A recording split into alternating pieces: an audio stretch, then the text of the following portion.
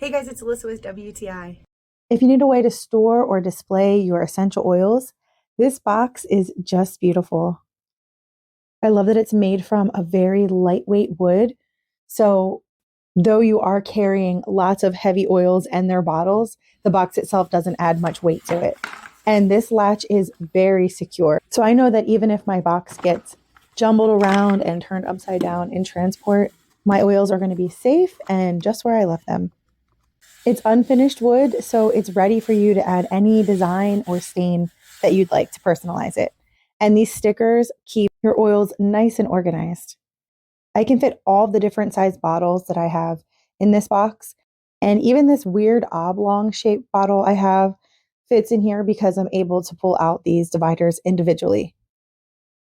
I like to keep that extra divider in the box on the side because I always lose everything.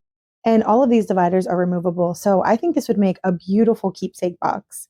So if you need a wooden box for your essential oils or anything else, I highly recommend this one. And that's my point of view.